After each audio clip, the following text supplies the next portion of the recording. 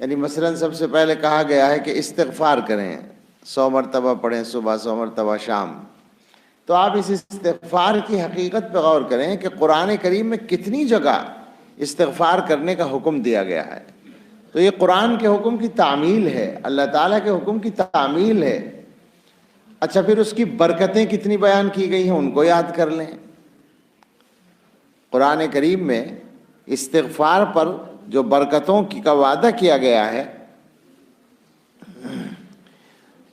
سب سے بڑی برکت یا سب سے بڑا فائدہ فسبح بحمد ربک واستغفرہ انہ کان توابا، استغفار کرو، اللہ تعالیٰ توبہ قبول کرنے والے ہیں۔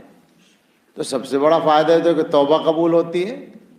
ہم لوگ سوچیں کہ ہر قدم پہ تو ہم گناہ کرتے پھرتے ہیں، تو اگر ہم استغفار کریں اور اللہ تعالیٰ ہماری توبہ قبول کر لیں، ہمیں معاف کر دیں، تو کتنا بڑا فائدہ ہو گیا۔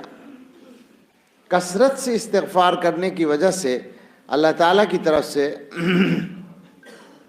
دنیا کی نعمتیں کتنی ملتی ہیں، وہ سورہ نوح میں مذکور ہے۔ حضرت نوح علیہ السلام نے اپنی قوم سے فرمایا تھا، تو سورہ نوح میں آپ نے پڑھا ہے، حضرت نوح علیہ السلام اللہ تعالیٰ سے عرض کر رہے ہیں کہ میں نے اپنی قوم سے کہا استغفروا ربکم انہ کان غفارا، فقلت استغفروا ربکم انہ کان غفارا، میں نے کہا کہ اپنے رب سے مغفرت چاہو، استغفار کرو، وہ بخشنے والا ہے۔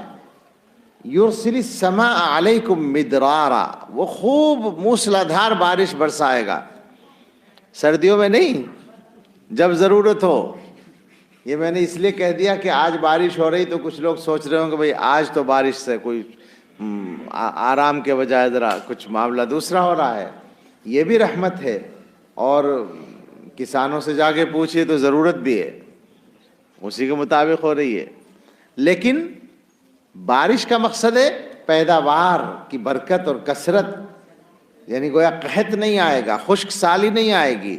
استغفار کرو گے تو بارش آئے گی، قحط نہیں آئے گا۔ وَيُمْدِدْكُمْ بِأَمْوَالٍ وَبَنِينَ، اور اللہ تعالیٰ تمہارے مالوں کو بڑھائے گا، اولادیں بھی دے گا، بیٹے دے گا۔ یعنی اس کا مطلب استغفار کرو تو بیٹے ملیں گے۔ خواہ مخواہ تعویذ پوچھتے پھرتے ہیں لڑکا ہونے کے، کتنا شاندار تعویذ ہے، اللہ تعالیٰ بتا رہے ہیں قرآن میں کہ استغفار کرو تو بیٹے ملیں گے۔ تو شروع کرتے ہیں استغفار۔